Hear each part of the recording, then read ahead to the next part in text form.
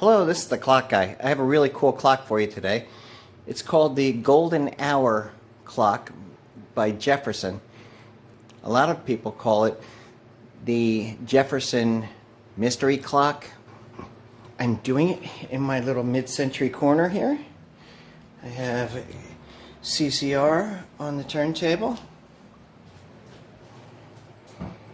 and my nice little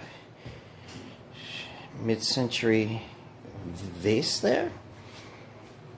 So we will go through an unboxing of a clock from the 1950s.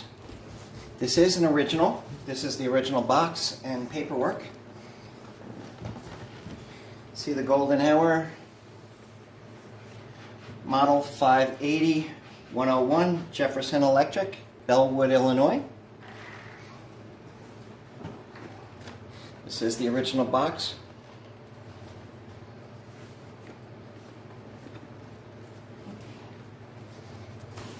Unboxing from a clock from the 1950s.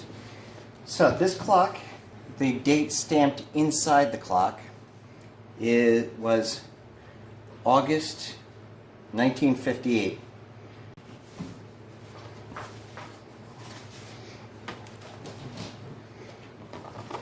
This was the display when it was sold. There's some paperwork in the back and directions. A registration form. This is the instructions. Not many instructions. If you want to get a screenshot of that, and of that, and that. These are highly sought after instructions. Most of them did not survive.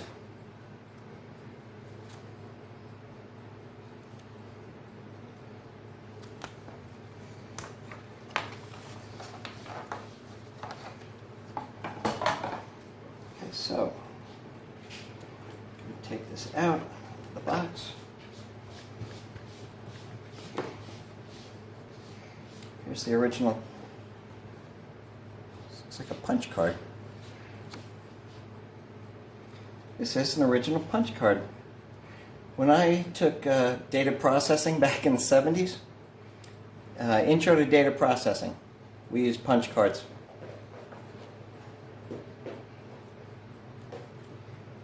There's a blast from the past, huh? Okay. And then we have the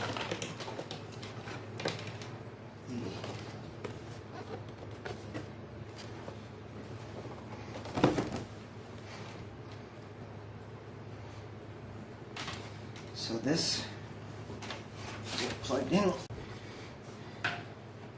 Because there's no second hand, you can't really see it moving. Let's see if I can hear it. Yes, it sounds like it's moving. You can probably guess why it's called the Mystery Clock. It's because there's no there's no motor attached to the hands. Okay, that you can see obviously. Well, this ingenious design, and inside this case there's a motor that is actually driving a wheel which drives a gear here. This is some kind of lucite or plastic, and it has a gear on the outside edge. It has teeth on the outside edge of the plastic. And the motor is driving it very slowly, so it takes 1 hour for this lucite piece to make one rotation. And the minute hand is attached to the lucite, but it can slip if you need to adjust the time, and I'll show you how to adjust the time. I can't tell you how many of these come in broken. The gears are broken, or the teeth are broken in the motor, or the hands are bent, and I'll show you why. It takes 1 hour for the minute hand to make a full rotation. And there's a counterweight on the hour hand. So the hour hand always has the weight, see at the bottom there? It makes 1/12 of a rotation for every one rotation of the big wheel. Okay, I'll show you by setting the time.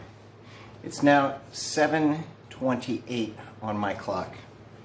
So this has a slip fit, so you set the minute hand, which is not forcing. You never force the lucite. That's how people break these.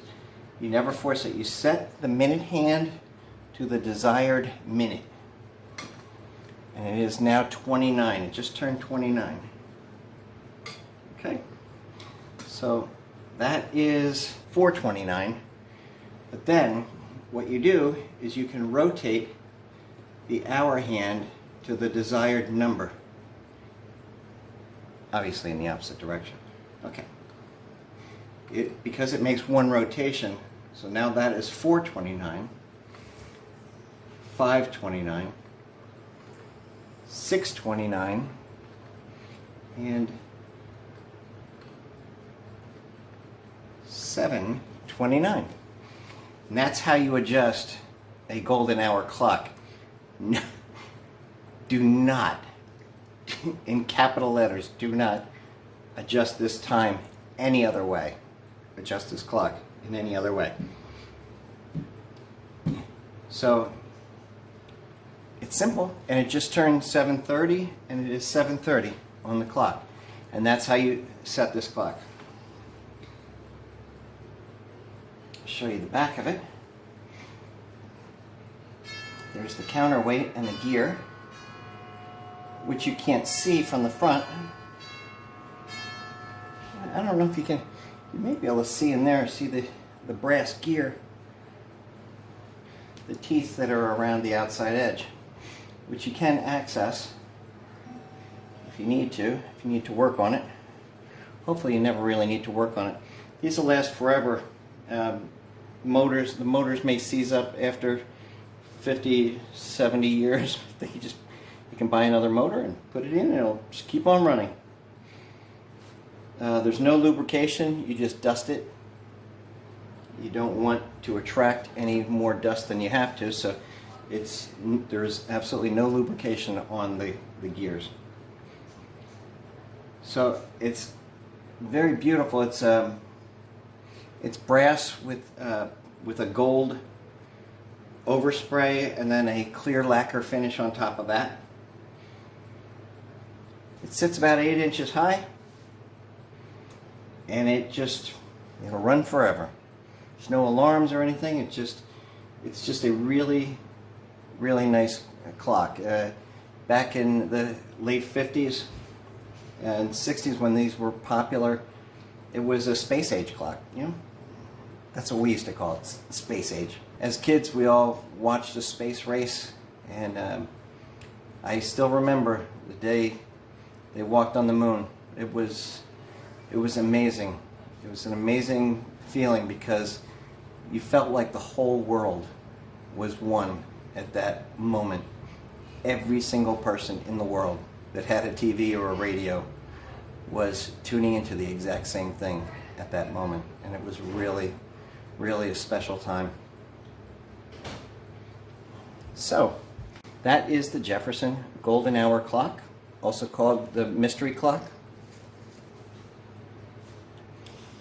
They're very collectible, especially in really good condition, because a lot of them have either the clear coat worn off or the shiny gold color, and it's just down to the brass, or they're dented, or some are even pitted, some are scratched.